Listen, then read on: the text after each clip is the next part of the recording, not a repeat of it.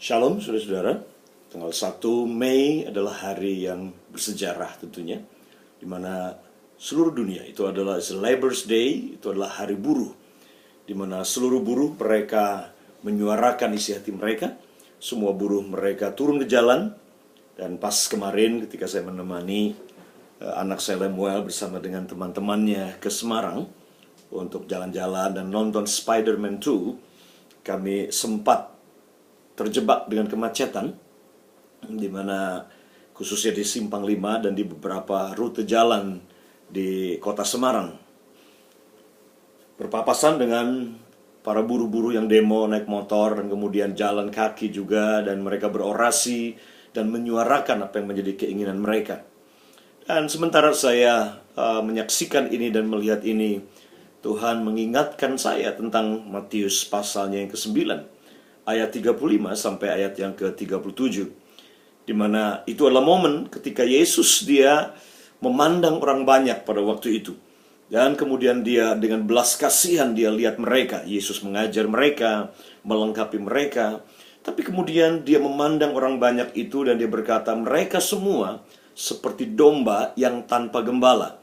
Mereka lelah, mereka capek, mereka jenuh, mereka sudah tidak mempunyai semangat lagi dalam kehidupan karena mereka tidak punya gembala. Artinya mereka adalah domba-domba yang liar, domba yang tersesat, domba yang terluka, domba yang dalam kondisi keadaannya dalam kondisi yang sakit. Dan kemudian Tuhan Yesus dia berkata ketika lihat domba yang banyak, dan dia berkata, tuaian memang banyak, tetapi penuainya atau pekerjanya sangat sedikit. Dan kemudian Yesus berkata, berdoalah, minta kepada Tuhan yang empunya tuaian itu, supaya dia mengirim para penuai ke dalam ladang tuaian yang sudah kuning, sudah siap untuk dipanen itu. Melihat ayat tersebut, betapa sebuah kontras yang sedang terjadi. Sementara di Indonesia, angka pengangguran masih di atas 7 juta angka pengangguran di Indonesia. Yang itu artinya, saudara, terjadi ketidakseimbangan setiap tahun. Lulusan sarjana, kemudian lulusan SMA yang tidak bisa lanjutkan kuliah, belum lagi yang putus SMP, bahkan yang SD, yang mana inilah mayoritas pengangguran atau pencari tenaga kerja salah satu yang terbesar. Dan tidak lepas tentunya juga ada pengangguran intelektual yang bergelar sarjana, bahkan ada juga yang S2. Mereka menganggur dan tidak punya pekerjaan.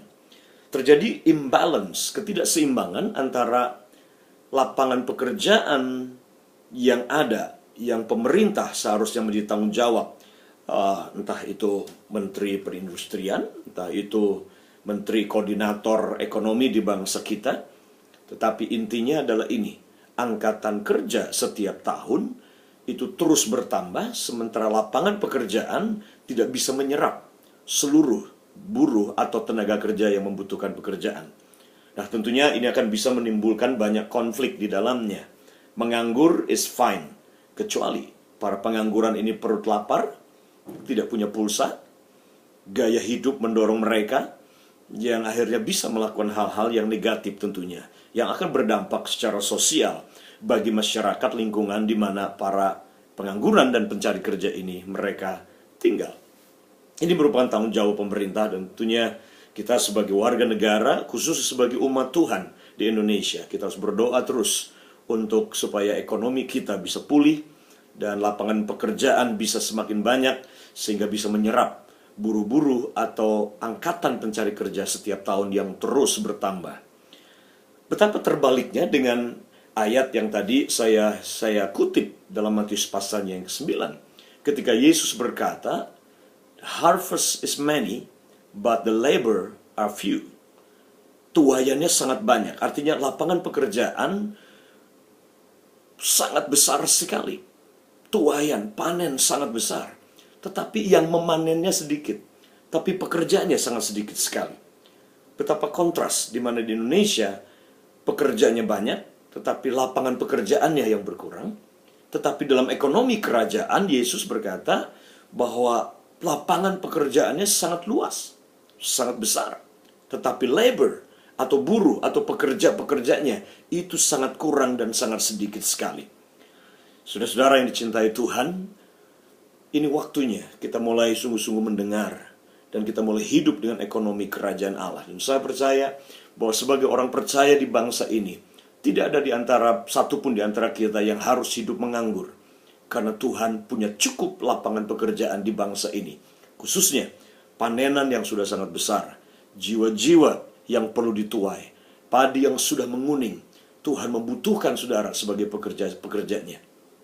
Dan Yesus dia berkata berkaitan dengan kekurangan pekerja di dalam ekonomi kerajaan ini di akhir zaman ini. Dia berkata ada beberapa hal yang kita harus lakukan dan tanggung jawab kita. Yang pertama adalah ini. Tuhan suruh kita berdoa. Berdoa supaya Tuhan mengirim para penuai-penuai atau buruh, pekerja-pekerja atau TKI, tenaga kerja Injil, yang akan membawa kabar baik kepada orang-orang yang membutuhkan, supaya jiwa-jiwa ini bisa dituai masuk dalam kerajaan Bapa.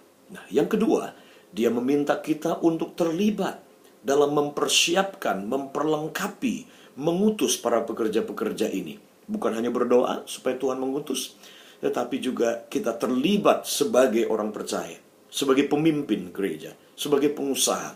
Kita terlibat di dalam mempersiapkan, memperlengkapi tenaga-tenaga kerja Injil untuk dikirim ke dalam ladang tuaian di dalam negeri, di Indonesia, di seluruh provinsi, bahkan di dunia. Kita sedang ada pada masa di mana tuaian khusus di Timur Tengah sedang dibawa masuk. Ini waktu di mana dua anak Abraham, yaitu keturunan Yakub yang dari Ishak dan kemudian keturunan Abraham dari Ismail, sedang dibawa masuk ke dalam kerajaannya. Karena mereka pun berhak sebagai ahli waris yang datang lewat Yesus Kristus. Memang secara jasmani Ishaklah anak yang sah sebagai ahli waris. Tetapi melalui Isa Al-Masih, warisan itu diberikan kepada semua orang yang percaya. Bahkan kedua anak Abraham atau Ibrahim, Ishak maupun Ismail. Kita akan lihat penuaian besar-besaran hari-hari ini di Timur Tengah. Karena Injil sedang kembali. Yesus akan datang kembali ke Yerusalem untuk menegakkan kerajaannya dan menjemput kita orang-orang yang percaya kepadanya. Dan yang ketiga adalah ini. Berikan dirimu, serahkan dirimu untuk menjadi pekerja dan penuai-penuainya Tuhan di akhir zaman ini. Jangan hanya berdoa, jangan hanya memperlengkapi orang untuk pergi dan menuai. Tapi siapkan dirimu, beri dirimu untuk menjadi penuai-penuai bagi tuaian yang sangat banyak. Saudara, Tuhan butuh pekerja. Tuhan perlu buruh. Tuhan perlu TKI, tenaga kerja Injil Kerajaan. Kalau pada hari buruh, ini banyak buruh-buruh yang demo minta kenaikan gaji karena biaya hidup yang sangat tinggi. Tetapi sebagai buruh kerajaan atau sebagai tenaga kerja Injil Kerajaan Bapa, saudara, gaji saudara 24 jam satu hari, 30 hari dalam satu bulan, dan 360 hari dalam satu tahun. Hidup yang berkelimpahan, hidup yang penuh dengan damai, hidup yang penuh dengan garansi sampai kekekalan. Saudara tidak akan pernah bangkrut, tidak akan pernah kekurangan. Sebab Tuhan yang empunya tuaian, Tuhan yang empunya bisnis. Ekonomi kerajaan Allah tidak akan bisa bangkrut dan tidak akan tergoyahkan oleh situasi ekonomi Amerika, Eropa, apalagi Indonesia. Oleh karena itu, di hari buruh ini, saudara serahkan diri saudara untuk menjadi pekerjaannya Tuhan, menuai jiwa-jiwa yang sudah menguning.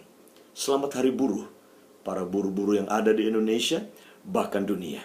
Tetapi juga terlebih, yaitu saudara-saudara, para penuai-penuai yang sekarang sedang bekerja di ladang Tuhan, maupun sedang mempersiapkan diri di sekolah-sekolah Alkitab, ataupun saudara yang setiap hari berinteraksi, bekerja dalam semua bidang kehidupan.